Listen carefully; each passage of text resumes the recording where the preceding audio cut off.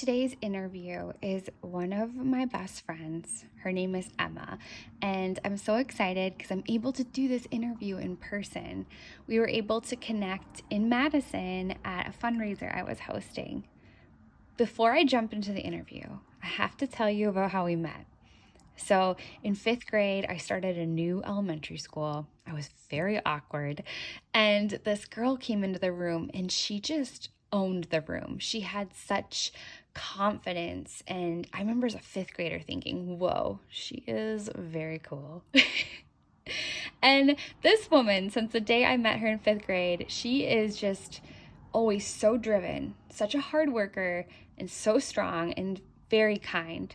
I am honored to be friends with her and to be able to interview and share her story, her career story, with you all today. Okay, Emma, what is your job title and a description of your job?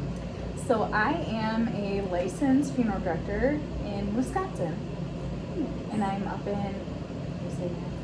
If you want to. I'm up in Toma, Wisconsin. So. Okay.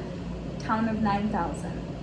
Yes. And what is the job description of a funeral home director or funeral director? So, I guess in a broader term, we are taking care of deceased individuals and then also taking care of the living. So I think that's kind of a misconception, is we are working more with the grieving families than we are with people that have passed away. But working visitation services, meeting with families, going on places where people pass away. It's a lot. I was gonna ask, what is a typical work week, but that's pretty much it, right? Yes, we are a 24/7, 365-day a week. So we have on-call nights where we'll get called in the middle of the night if Grandma Mary dies at the nursing home. We have to go out there, or if there's a tragic accident, we do have to go. But I wouldn't say it's a typical 9-to-5 job. We're usually in by 7, even 6:30 most days, and working until the work's all done. Yeah. Well, okay, so for anyone watching that is interested in pursuing this career, what do you recommend for education or job experience? So in Wisconsin, the only program is in Milwaukee, so it's West Dallas. It's an associate program, a 2-year. But my strongest recommendation would be working for a funeral home prior.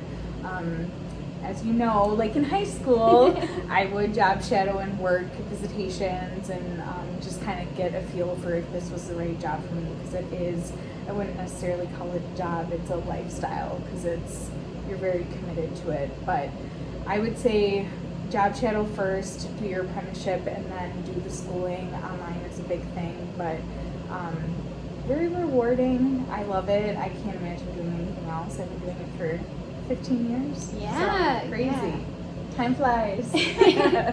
And then, so if you were approaching this career, what is something you wish someone would have told you, or some nugget of advice you would give to future funeral directors?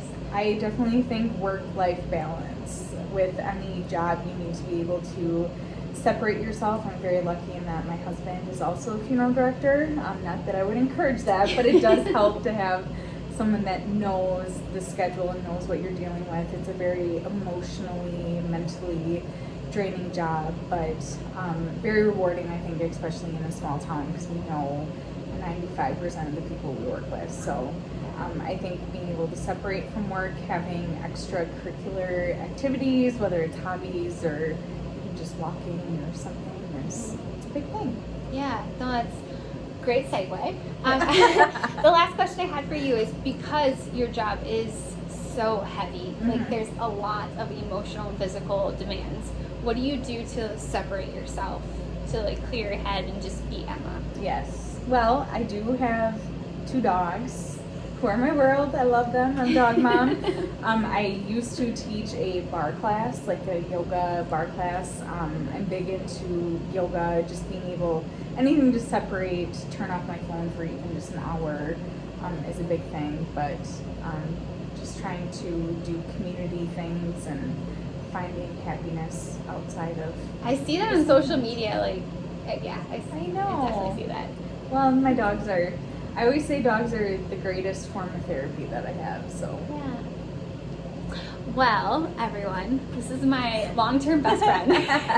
And thank you. Yes, thank you. S.O.D.A. presents Brighter Tomorrows, which is located in Tomah, Wisconsin. This is the 24-hour crisis line.